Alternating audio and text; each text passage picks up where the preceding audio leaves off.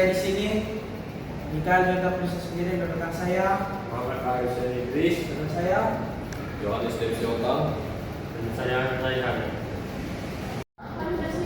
Di sini saya akan menjelaskan jenis-jenis satelit. Tapi sebelum itu saya akan menjelaskan pengertian satelit. Pengertian satelit. Satelit adalah benda yang mengorbitkan benda yang lebih besar, seperti planet atau bintang. Satelit terdapat dua jenis, yaitu satelit alami seperti bulan yang mengorbit bumi dan satelit buatan manusia yang dibuat untuk berbagai tujuan seperti komunikasi, navigasi, dan pemantauan cuaca. Satelit buatan diluncurkan ke luar angkasa untuk mengelilingi bumi atau benda langit lainnya. Kosna. Berikutnya saya akan menjelaskan satelit komunikasi. Satelit komunikasi dipasang di angkasa dengan menggunakan radio frekuensi gelombang mikro, dan satelit komunikasi banyak menggunakan orbit geosinkron atau geostasioner dan sinyal dipancarkan dari stasiun bumi uplink. Kemudian satelit diperkuat sinyal sehingga mengirimkan kembali ke bumi atau downlink ke area luas. Komponen utama satelit komunikasi yaitu yang pertama adalah transponder. Transponder yaitu menerima, memperkuat, dan mengirim sinyal ulang. Yang kedua, solar panel, yaitu sebagai sumber energi. Yang ketiga, sistem kontrol atau menjaga posisi satelit. Selanjutnya, aplikasi spesifikasi. Yang pertama, telekomunikasi. Telekomunikasi adalah panggilan telepon internasional, internet. Broadcasting, TV, satelit, Indovision, dan transmission. Yang ketiga, VSAT, komunikasi untuk daerah terpencil, perbankan, ATM. Yang keempat, komunikasi maritim dan penerbangan. Contohnya, yang pertama Telkom 4 Indonesia, yang kedua Palapa Indonesia, yang ketiga Intelsat Global, yang keempat satelit Starlink Leo Constellation untuk internet. satelit cuaca atau meteorologi. Satelit cuaca menggunakan berbagai sensor untuk memantau atmosfer dan permukaan bumi. Data yang dikumpulkan meliputi suhu, kelembapan, tekanan, dan angin.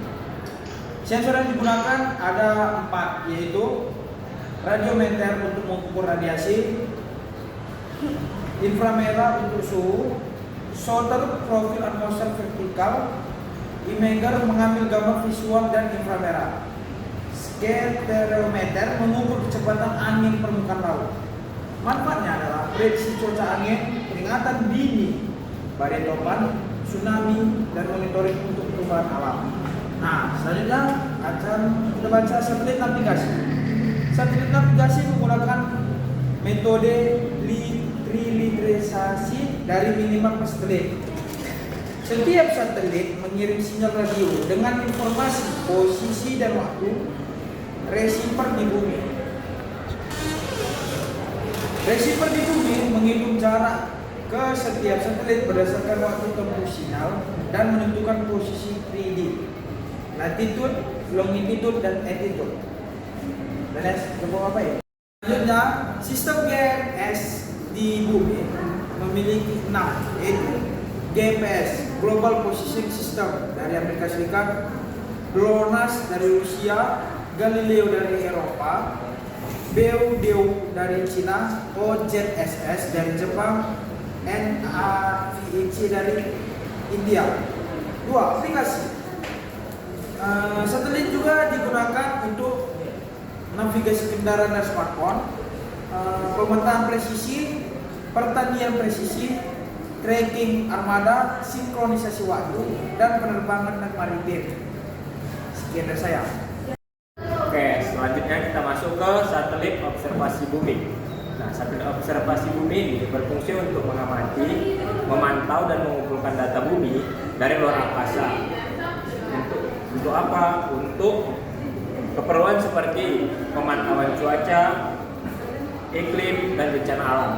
Nah, untuk fungsi dan tujuannya ini, satelit observasi bumi digunakan untuk berbagai macam tujuan dan fungsi. Misalnya memantau lingkungan, memantau perubahan di daratan, lautan, dan atmosfer agar dapat mengamati dampak perubahan iklim.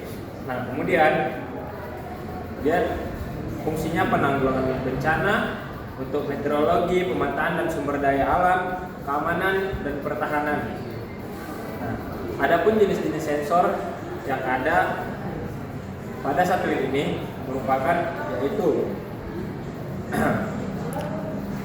sensor optik. Sensor optik fungsinya untuk menangkap cahaya yang tampak seperti kamera. Kemudian sensor inframerah. Sensor inframerah ini mendeteksi panas atau radiasi termal untuk monitoring kebakaran, aktivitas vulkanik ataupun debu awan tipis. Nah, kemudian sensor radar. Sensor radar ini menggunakan bisa menembus awan menggunakan gelombang mikro, bisa menembus awan dan beroperasi di malam hari. Dapat untuk memonitoring banjir, contohnya Sentinel radar SAT. Nah, pengaplikasiannya itu di Landsat, NASA atau di SGS, Sentinel atau ESA, Spot, Prancis, Terasar X yaitu Jerman, dan 8A2 itu Indonesia. Nah, biasanya satelit ini juga dapat diaplikasikan untuk pertanian, kehutanan, perkotaan, bencana, lingkungan, pertambangan, dan kelautan. Kemudian kita lanjut ke satelit militer atau pertahanan. Satelit militer atau pertahanan ini adalah satelit yang diluncurkan ke orbit bumi secara eksklusif untuk tujuan pertahanan, keamanan, dan operasional angkatan bersenjata suatu negara. Nah, satelit militer ini mempunyai banyak jenis, yaitu salah satunya satelit komunikasi militer. Nah, satelit ini hanya memiliki akses terhadap isi komunikasi hanya negara sendiri. Satelit akan membantu negara bertukar informasi rahasia berbahaya jika diketahui musuh dapat membahayakan negara tersebut. Kemudian satelit navigasi. Satelit navigasi merupakan GPS militer yang akurasinya sangat tinggi. Kemudian signal intelligence. Signal intelligence ini merupakan satelit yang dapat menyadap komunikasi dan frekuensi radio. Nah, satelit astronomi. Satelit astronomi adalah teleskop raksasa yang mengorbitkan satelit ini tanpa gangguan. Atmosfer bumi dan teknologi inframerah dan mengamati planet, galaksi, dan objek angkasa lainnya. Dapat difungsikan normal tanpa pengaruh oleh suhu di permukaan planet. Yang digunakan astronomi ini memiliki penglihatan hingga 10 kali lebih baik dari teleskop terbuat di bumi. Astronomi dapat dibagi menjadi beberapa jenis, yaitu teleskop optik yang mengamati cahaya, tampak dan optik dari gelombang inframerah. 2. Teleskop ultraviolet. Sebagian besar cahaya ultraviolet diserap oleh lapisan ozon di atmosfer. Keunggulan satelit astronomi tidak terpengaruh atmosfer bumi. Tidak ada polusi cahaya. Bisa mengamati spektrum yang diserap atmosfer, UV, sinar X, dan gamma. Kesimpulan dari jenis satelit. Kesimpulan dari jenis satelit yaitu dapat disimpulkan bahwa keadaan berbagai jenis satelit telah memberikan dampak yang sangat besar bagi kehidupan manusia.